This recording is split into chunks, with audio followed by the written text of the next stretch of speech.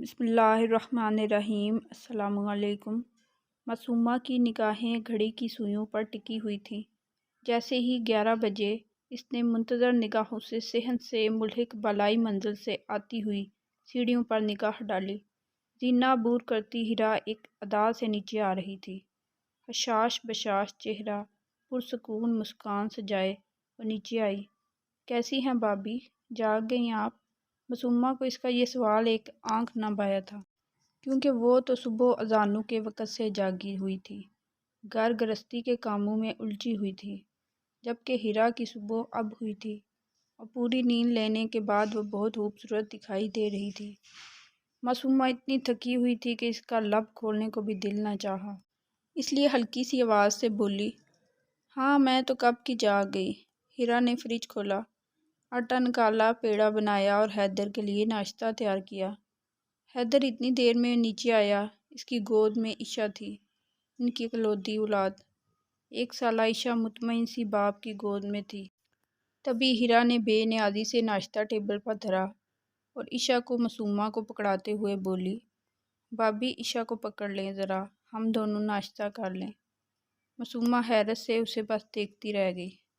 کہنا چاہتی تھی کہ شدید تھکاوٹ کے بعد وہ بچوں کو اسکول لینے جانے سے پہلے لیٹنا چاہتی ہے اور تازہ دم ہونا چاہتی ہے، مگر ہمیشہ کی طرح اس کے خیالات دل میں رہ گئے اور عشا کو تھامتی ہوئی وہ کمرے میں آ گئی۔ عشا کو کھلونے پکڑائے اور عشا کھلونوں میں مگن ہو گئی۔ ساتھ ہی بیبی کاٹ میں زینب سو رہی تھی۔ زینب پر نظر پڑتے ہی معصومہ کی آنکھوں میں ممتا بھر آئی۔ معصومہ 3 بچوں کی ماں تھی، موسیٰ، سونیا اور چھوٹی زینب جو ابھی چند ماہ کی تھی۔ موسیٰ اور سونیا دونوں اسکول جاتے تھے، اس لیے معصومہ کو صبح سویرے ان کو اسکول روانہ کرنے کی غرض سے جاگنا پڑتا تھا۔ معصومہ اور اسد دونوں میاں بیوی اس 5 مرلے کے مکان میں تنہا رہتے تھے، مگر 1 ماہ قبل اس کے چھوٹے بھائی حیدر کو بھی کراچی میں نوکری مل گئی تھی، اس لیے اب حیدر کو بھی یہاں مستقل رہائش کے لیے آنا تھا۔ یوں بھی اوپر کی منزل خالی تھی، اس لیے اسد نے مناسب سمجھا کہ اوپر کا پورشن بھائی کو رہنے کے لیے دے دیا جائے۔ وہاں ایک کمرہ اور اٹیچ باتھ اور کچن تھا، مگر اس میں سامان نہ تھا، اس لیے اسد اور حیدر کی بیوی یعنی معصومہ اور ہیرا دونوں اکٹھے ہی نیچے والے پورشن میں موجود باورچی خانے کو کھانا پکانے کے لیے استعمال کر لیتی تھی۔ معصومہ کی اسد اور 3 بچوں کے ساتھ پہلے ہی بہت ذمہ داری تھی۔ اس کا خیال تھا کہ ہیرا کے آنے سے کچھ سکون میسر ہوگا، مگر ہیرا کے آنے سے نہ صرف ذہنی سکون جاتا رہا بلکہ جسمانی سکون بھی غارت ہو گیا۔ کام کے بعد جو تھوڑا وقت بچتا تھا کہ وہ اپنی کمر سیدھی کر لے، اب وہ ہیرا اور اس کی بیٹی عشا کی خدمت گزاری میں گزر رہا تھا۔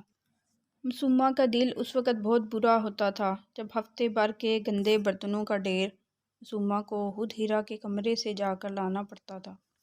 پلیٹ میں بغیر ڈھکے چاول نہ جانے کب سے پڑے تھے، روٹیوں کے ٹکڑے دوسری پلیٹ میں منہ چڑھا رہے تھے، کئی کپ جو چائے پینے کے بعد گندے پڑے تھے۔ معصومہ سارا دن برتن دھوتی رہتی، اوپر سے نیچے کے چکر لگاتی، لیکن اسے بہت کوفت ہوتی، جبکہ ہیرا اس معاملے میں بالکل لاپرواہ تھی۔ اسے اپنی اس بے حسی کی انتہا پر کوئی افسوس تک نہ تھا۔ سب سے زیادہ بری بات یہ تھی کہ حیدر بھی آنکھ بند کیے بیوی کا غلام تھا، جبکہ اسد ہر معاملے میں معصومہ کو ڈانٹ دیا کرتا تھا، چاہے اس میں معصومہ کا قصور ہو یا نہ ہو۔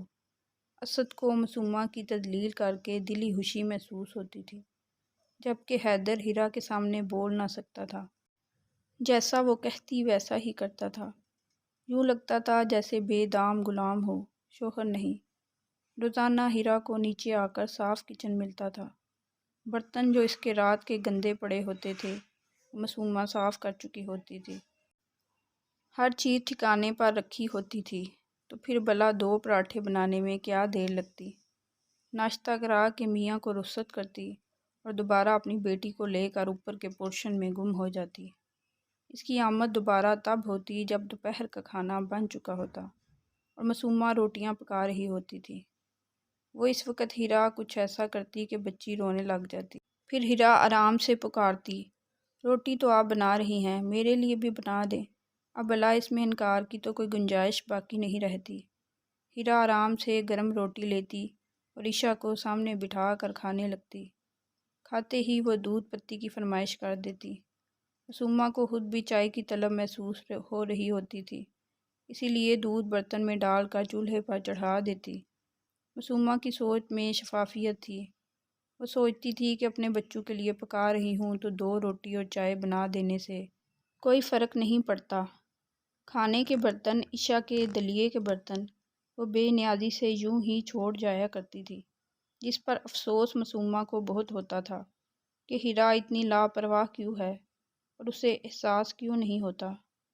معصومہ نے اپنے بچوں کا، جو اسکول سے ابھی آئے تھے، یونیفارم تبدیل کرایا، منہ ہاتھ دھلایا اور کھانا لا کر کھلانے لگی۔ بچے تھے، ان کا تقاضا ہوتا تھا کہ وہ آرام سے بیٹھ کر کارٹون دیکھتے جائیں اور ماں ان کو نوالے بنا کر منہ میں ڈالتی رہے۔ معصومہ بھی مان جاتی تھی۔ اتنے میں زینب چیخ مار کر جاگ جاتی تھی۔ معصومہ کا کھانا وہیں رہ جاتا اور وہ زینب کے کاموں میں مصروف ہو جاتی تھی۔ وہاں سے فراغت ملتی تو بچوں کو ہوم ورک اور پھر ٹیسٹ ملے ہوتے، جن کی تیاری کرانے میں خاصا وقت گزر جاتا۔ اس تمام وقت میں ہیرا اپنے کمرے میں روپوش رہتی۔ جب مرد حضرات کے آنے کا وقت ہوتا تو بن سنور کر نیچے اتر آتی۔ بھابی پنک لپسٹک دیں، میرون پنسل دے دیں۔ ہیرا کا انداز 2 ٹوک ہوتا تھا۔ معصومہ صرف ٹھنڈی آہ بھرتی اور کہتی کہ وہاں پڑی ہے ٹیبل پر، جا کر لے لو۔ معصومہ جانتی تھی کہ یہ پوچھنا محض دکھاوا ہے اور اس کو سارے راستے معلوم ہیں، اور جب کہ معصومہ اتنی معصوم اور سادے سے حلیے میں پھر رہی ہوتی، یہاں تک کہ اسد آ جاتا۔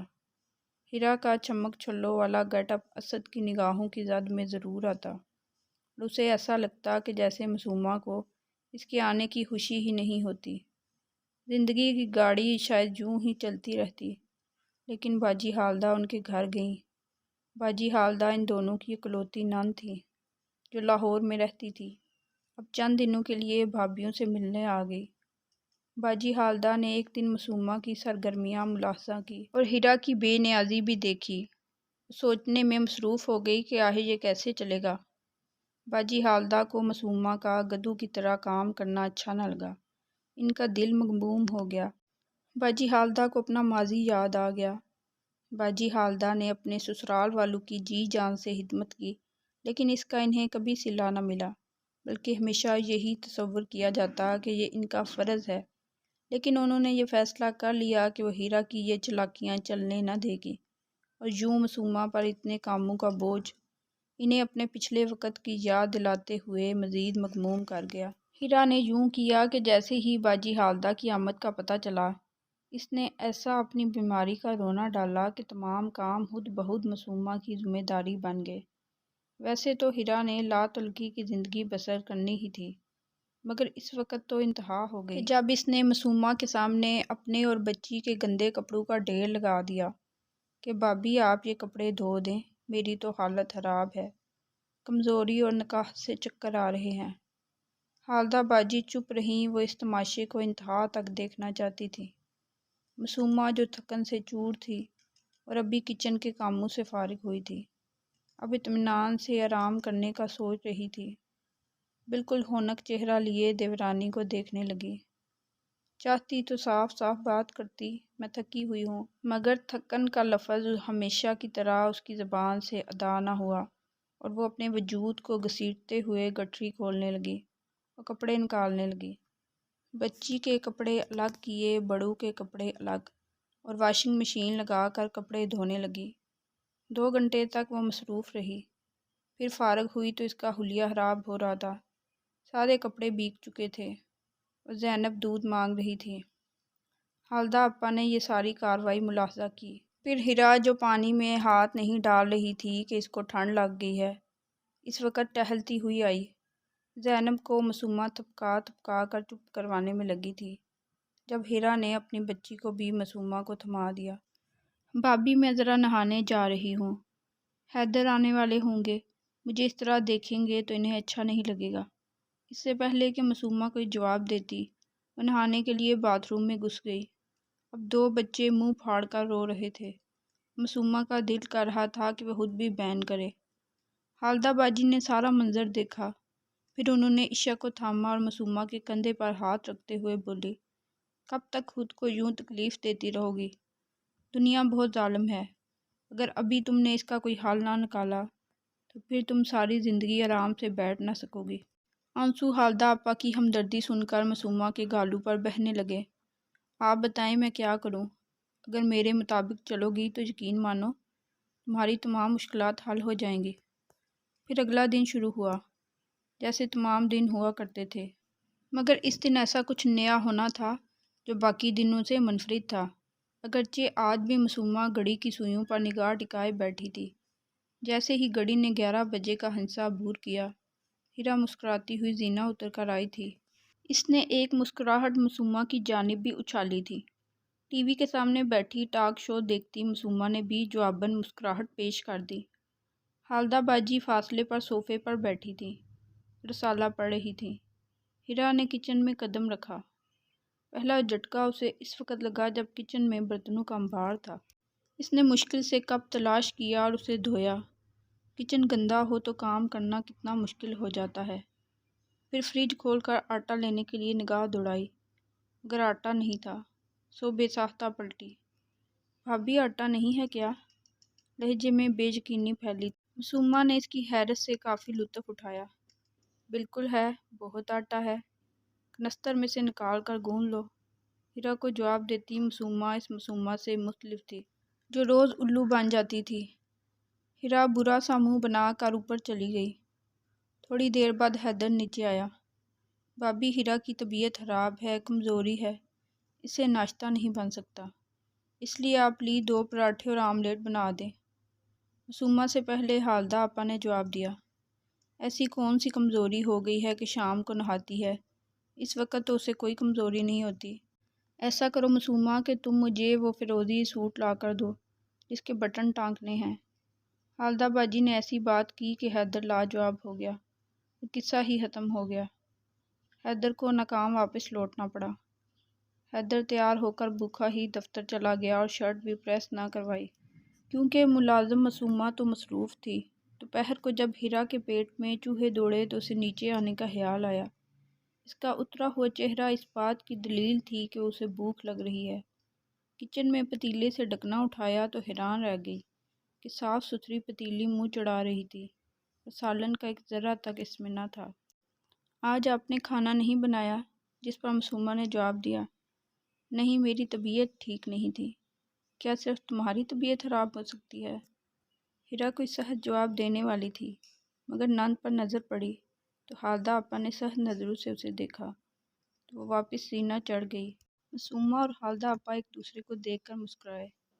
پھر بچے اسکول سے آئے تو معصومہ نے ان کے لیے جو چکن سینڈوچ بنا کر ہاٹ پاٹ میں رکھے تھے وہ نکالے اور انہیں کھلا دیے۔ جاؤ بچوں آج انجوائے کرو، کیونکہ پھپھو کا مشورہ تھا کہ بچوں کو آج فل ڈے فن کرانا ہے۔ اتنا سارا دن کام کر کے معصومہ کو بھی آخر آرام مل ہی گیا تھا۔ پھر شام کو ہیرا نیا سوٹ پہن کر نمودار ہوئی۔ معصومہ سامنے لیٹی ہوئی تھی۔ یقیناً ہیرا نے آج بچے سے دوپہر کو نان کباب منگوا کر گزارا کیا تھا، اسی لیے اسے یقین تھا کہ اسد کے آنے پر تو بھابھی نے کھانا تیار کیا ہوگا، مگر بھابھی کو یوں لیٹا دیکھ کر ہیرا حیران رہ گئی۔ جاؤ کھانا بناؤ کچن میں۔ حالدہ باجی کی بات پر وہ مجبوراً کچن میں آئی تھی۔ کھانا بنانا تو اسے آتا ہی نہ تھا۔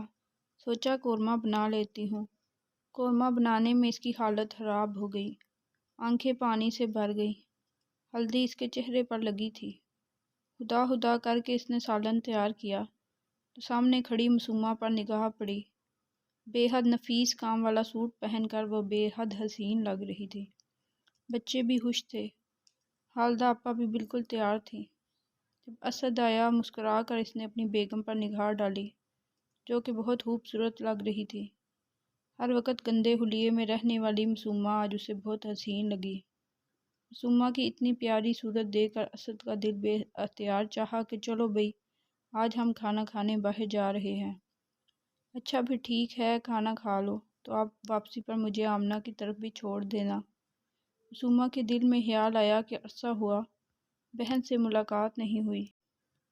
حالدہ آپا کی آواز نے مکمل طور پر ہیرا کو حیرت میں ڈال دیا جب انہوں نے گسیلے انداز میں کہا، کہ حیدر آ گیا ہے، اب اپنے میاں کے ساتھ جلا ہوا قورمہ کھا لینا۔